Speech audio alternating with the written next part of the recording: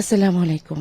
সকাল ৯টা বেজে ৩০ মিনিট। আজ সোমবার। বাংলাদেশ বেতার, কক্সবাজার। স্থানীয় খবরে স্বাগত জানাচ্ছি জোসরে আসবিন। আসন্ন ত্রয়োদশ জাতীয় সংসদ নির্বাচন ও গণভোটকে কেন্দ্র করে নির্দিষ্ট সময়ের জন্য বিভিন্ন ধরনের যানবাহন চলাচলে নিষেধাজ্ঞা আরোপ করেছে নির্বাচন কমিশন ইসি। নিষেধাজ্ঞার আওতায় আগামী ১০ ফেব্রুয়ারি রাত ১২টা থেকে ১৩ ফেব্রুয়ারি রাত ১২টা পর্যন্ত মোট ৭২ ঘণ্টা মোটরসাইকেল চলাচল বন্ধ থাকবে। এছাড়া ট্যাক্সিক্যাব, পিকআপ, মাইক্রোবাস ও ট্রাক চলাচলে নিষেধাজ্ঞা থাকবে ১১ ফেব্রুয়ারি মধ্যরাত থেকে ভোটের দিন ১২ ফেব্রুয়ারি রাত ১২টা পর্যন্ত।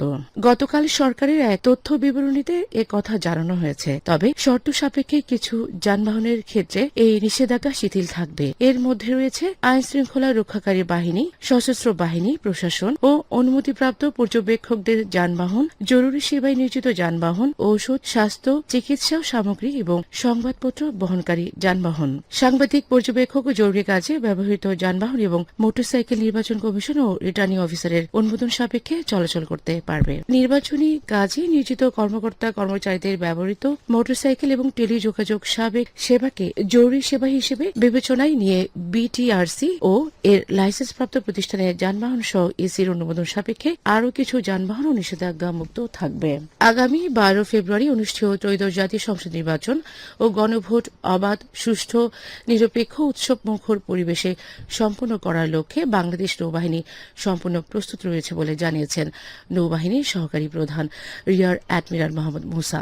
গতকাল রবিবার তিনি নৌবাহিনীর দায়িত্বপূর্ণ এলাকাসমূহে নিয়োজিত কন্টিনজেন্ট ও ভোট কেন্দ্রের সার্বিক পরিস্থিতি পরিদর্শন করেন। এ সময় তিনি স্থানীয় প্রশাসন ও অন্যান্য আইন শৃঙ্খলা রক্ষাকারী বাহিনীর প্রতিনিধিদের সাথে মতবিনিময় করেন। টেকনাফ, সেন্ট মার্টিন ও মহেশখালী কন্টিনজেন্ট পরিদর্শনকালে তিনি দায়িত্বরত ব্যক্তিদের সুষ্ঠু নির্বাচন আয়োজনে বিশেষ দিক নির্দেশনা দেন। স্বাভাবিক ও স্থিতিশীল আইন শৃঙ্খলা পরিস্থিতি বজায় রেখে আসন্ন নির্বাচন অবাধ, সুষ্ঠু ও নিরপেক্ষভাবে আয়োজন সকলকে একসাথে কাজ করার আহ্বান জানান নৌবাহিনীর সহকারী প্রধান।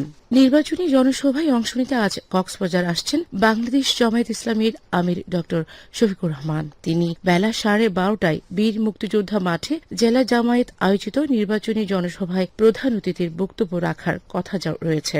এর আগে সকাল 11টায় তিনি মহেশখালীতে নির্বাচনী জনসভায় অংশ নেবেন আমিরে জামায়াত। কক্সবাজারে মাদকের ক্ষতিকর প্রভাব সম্পর্কে সচেতনতা বাড়াতে বিভিন্ন শিক্ষা প্রতিষ্ঠানের শিক্ষার্থীদের অংশগ্রহণে মাদক বিরোধী বিতর্ক প্রতিযোগিতা অনুষ্ঠিত হয়েছে।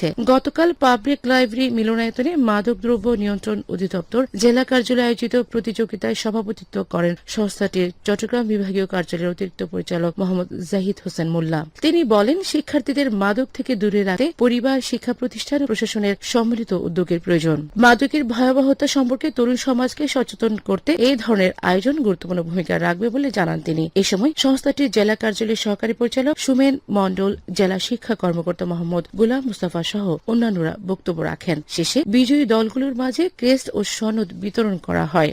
রামুতে মহাবোধি বুদ্ধ ধাতু 14 স্বর্ণজাতির অভিষেক অনুষ্ঠান শেষ হয়েছে। গতকাল কেন্দ্রীয় সীমা মহাবিহার প্রাঙ্গণে 3 দিনব্যাপী বুদ্ধ প্রতিবিম্বে ধাতু স্থাপনের মধ্য দিয়ে নবনির্মিত এই স্বর্ণজাতির অভিষেকের আয়োজন করা হয়। এতে বাংলাদেশ সংঘরাজ, ভিক্ষু মহাসভার সংঘরাজ, ধর্মপ্রিয় মহাতের উপস্থিত ছিলেন। এ সময় বৌদ্ধ সম্প্রদায়ের হাজারো নারী, পুরুষ সহ দায়িকারা অংশ নেন। এর আগে শনিবার বৌদ্ধদের অন্যতম ধর্মীয় উৎসব শুভ মাঘী পূর্ণিমা উপলক্ষে ভিক্ষু সংঘের নিকট অন্নদান করেন ভগ পূজারীরা। এরপরে সীমা মহাবিহার মাঠে অনুষ্ঠিত হয় মহাসংঘদান। এতে সভাপতিত্ব করেন বাংলাদেশ সংঘরাজ ভিক্ষু মহাসভার উপসংঘরাজ ধর্মদর্শী মহাথের। আয়োজকরাও জানান, মহাবিহারে স্থাপিত দৃষ্টিনন্দন স্বর্ণজাতি কক্সবাজারের পর্যটন আকর্ষণে ইতিবাচক ভূমিকা রাখবে। কুতুবদিয়ায় বিভিন্ন উন্নয়নমূলক প্রকল্প পরিদর্শন করেছেন জেলা পরিষদের প্রধান নির্বাহী কর্মকর্তা মোহাম্মদ রহমতুল্লাহ। গতকাল দিনব্যাপী বিভিন্ন শিক্ষা প্রতিষ্ঠান, মসজিদ, মন্দির, রাস্তা নির্মাণ, কবরস্থানের বাউন্ডারি নির্মাণ সহ নানা উন্নয়নমূলক কাজ পরিদর্শন করেন তিনি। এ সময় জেলা পরিষদের সংশ্লিষ্টরা উপস্থিত ছিলেন।